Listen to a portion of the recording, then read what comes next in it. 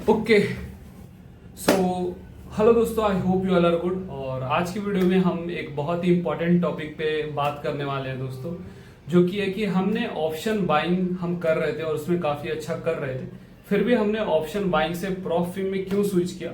और आपको पता ही होगा कि अगर हमने प्रॉफिट में स्विच किया तो अब हम कमोडिटीज ट्रेड कर रहे हैं और फॉरेक्स पेयर्स ट्रेड कर रहे हैं, यानी कि ऑप्शन ट्रेडिंग तो हमने छोड़ दिया और निफ्टी 50 का इससे अब कोई लेना देना है नहीं दोस्तों, ठीक है। तो बहुत लोग ऑप्शन बाइंग करते हैं ना, कुछ लोग प्रॉफिट करते हैं, तो सभी लोगों को डाउट रहता है क्या सही है क्या गलत है, ठीक है।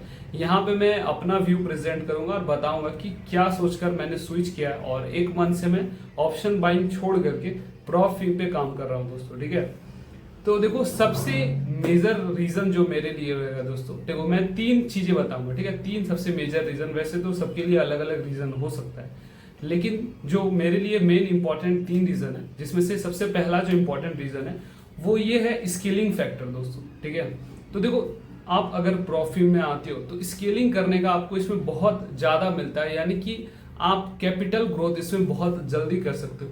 यानी कि अगर आप देखो एक 100 के चैलेंज बाय करते हो अगर आप दोस्तों, तो उसका क्या कॉस्ट है, 50,000 कॉस्ट है। यानी कि 50,000 रुपीज में अगर आप एक स्किल ट्रेडर हो तो आप 50,000 रुपीज से 1 करोड़ रुपीज आपको मिलता है ट्रेड करने के लिए, अगर मैं इंडियन करेंसी में कन्वर्ट करूँ तो ओके।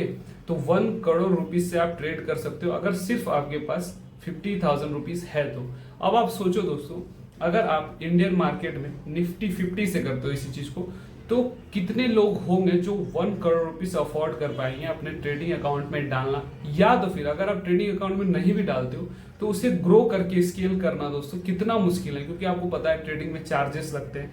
कभी ना कभी आप एस ए ह्यूमन ट्रेड कर रहे हो तो रोबोट तो नहीं बनने वाले दोस्तों। 5 महीने में, 6 महीने में, 1 साल में एक बार आपसे कभी ना कभी मिस्टेक भी होगी, जिससे कि कारण आप ड्रॉ डाउन में होगे। हर ट्रेडर दोस्तों ड्रॉ डाउन में जरूर आता है, तो वो भी एक इंपॉर्टेंट फैक्टर है। इसीलिए स्केलिंग दोस्तों, अगर इजी स्मूथ वे में आप स्केलिंग चाहते हो तो वो आपको जो स्मूथ स्केलिंग आपको प्रॉफिट प्रोवाइड कर सकता है। यानी कि आप 25 के चैलेंज बाय करते हो, उसमें प्रॉफिट बनाते हो, फिर दोस्तों 50 के चैलेंज लेते हो, उसमें प्रॉफिट बनाते हो।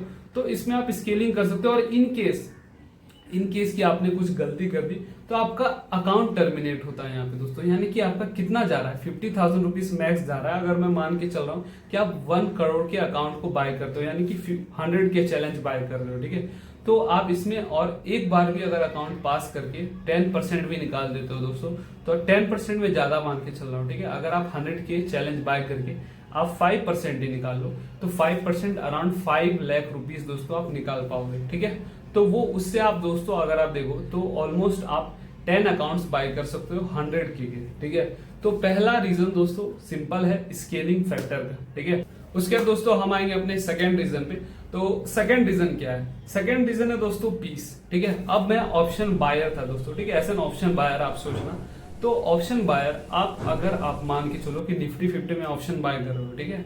आप देख रहे हो कि 25,000 का जो लेवल है एक मेजर सपोर्ट की तरह एक्ट कर रहा है, ओके। अब आप क्या करते हो, 25,000 के लेवल के अराउंड जब आपका निफ्टी 50 आ रहा है तो 25,000 का सी आप बाय करते हो, तो आप क्या देखते हो कि मार्केट 25,000 के नीचे जाता भी नहीं है, ठीक है।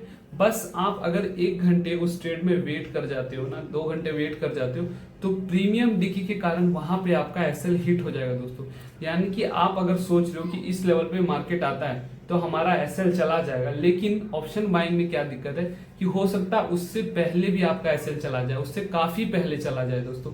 और इतना ही नहीं, ऐसा भी हो सकता है कि आपने डिसाइड किया कि यहाँ से 100 पॉइंट का मूव आएगा तो मैं यहाँ पे अपना प्रॉफिट बुक करूंगा। अब हो सकता है कि आपके फेवर में 100 पॉइंट का मूव तो आए, लेकिन आपको उसके अकॉर्डिंग प्रीमियम में वैल्यू इंक्रीज ना दिखे दोस्तों, यानी कि वो मूव फास्ट भी आना चाहिए। आप देख रहे हो दोस्तों, ऐसे ट्रेडर ऑलरेडी प्रॉफिट बनाने के लिए, स्केल करने के लिए इतनी सारी डिफिकल्टीज है, और यहाँ पे आप क्या देखते हो कि जब हम प्रॉफिट बना रहे तो वो हमें फास्ट चाहिए, जब हमारे अगेंस्ट लॉस हो रहा है तो वो हमें स्लो चाहिए, क्योंकि वहां पे फास्ट अगर जाएगा तो स्पाइक आ जाएगा ऑप्शन में, फिर आपका एसएल हिट हो जाएगा।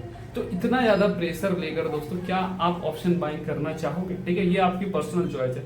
आप देखो, जब मैं प्रॉफिट में आया, जब मैंने फॉरेक्स में ट्रेड लिया, गोल्ड में ट्रेड लिया, तो यहाँ पे मैंने देखा यार इतना पीसफुल, आप एक ट्रेड को लगा दो 5 घंटे 6 घंटे आप एकदम उसे छोड़ दो, कोई देखने वाला नहीं है। अगर आपके लेवल पे आएगा, एग्जैक्ट लेवल पे आएगा तो ही एसएल जाएगा, और टारगेट आपका एग्जैक्ट लेवल पे जैसे ही आएगा टारगेट भी हिट हो जाएगा।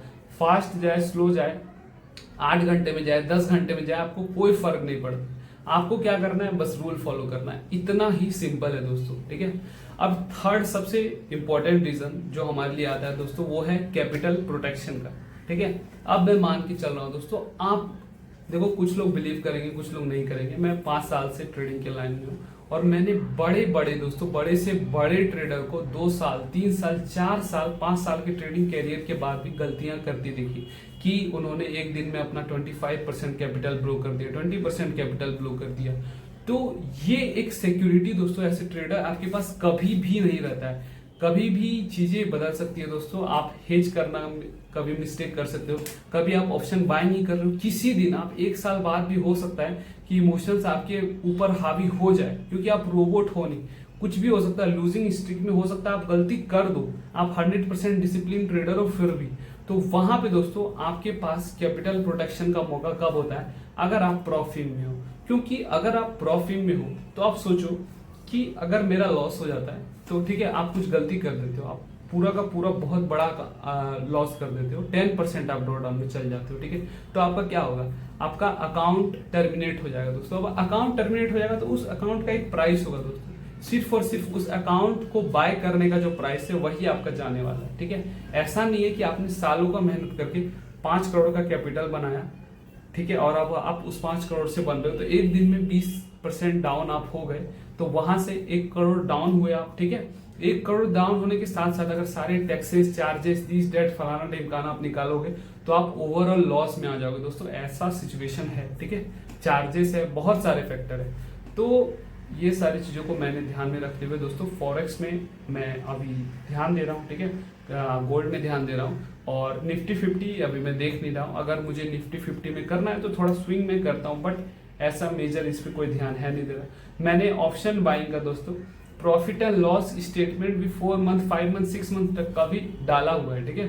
तो मैं छोटे कैपिटल से प्रॉफिट बनाना ज्यादा मुश्किल है, छोटे कैपिटल से वहां पे मैंने प्रॉफिट बना के दिखाया, ठीक है।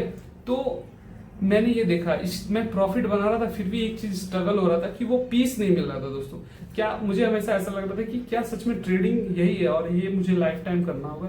क्योंकि आप सोचो कि इतना प्रेशर आपको लेना है कि मोमेंटम चाहिए तो आपको फास्ट चाहिए, आपके अगेंस्ट में जाए तो वो स्लो जाए, आपको स्टॉप लॉस आप परफेक्ट लगा नहीं सकते क्योंकि ऑप्शन है, स्टॉप लॉस लगाओगे तो हो सकता है स्पाइक में चला जाएगा, टारगेट हो सकता है आपके फेवर में जाए, मिले ना प्रीमियम डीके। इतना टेंशन क्यों लेना दोस्तों, सिंपल रखते हैं ना। ट्रेडिंग का मतलब क्या, बस बाय किया है, एक लेवल स्टॉप लॉस एक टारगेट है। मुझे पता है जो बिगिनर लोग हैं उन्हें लगे ट्रेडिंग इतना सिंपल नहीं है भाई, ठीक है ना, आप थोड़ा टाइम दे लो, आपको क्या पता चलेगा कि ट्रेडिंग सबसे सिंपल चीज है। जितना ज्यादा आप इसे सिंपल रखोगे उतना ज्यादा चांसेस हैं आपके प्रॉफिट बनाने के, और अगर आप जितना ज्यादा इसे कॉम्प्लेक्स करोगे उतना ज्यादा आपके प्रॉफिट बनाने के चांसेस कम होंगे, ठीक है। तो यही था दोस्तों मेरा पॉइंट्स। हो सकता है किसी को अच्छा लगे किसी को बुरा लगे, अब मुझे जो सही लगा वो मैंने आपको बताया, ठीक है। आप अपने अकॉर्डिंग डिसाइड कर सकते हो, ओके। तो मिलते हैं दोस्तों नेक्स्ट वीडियो में, तब तक के लिए ऑल द बेस्ट।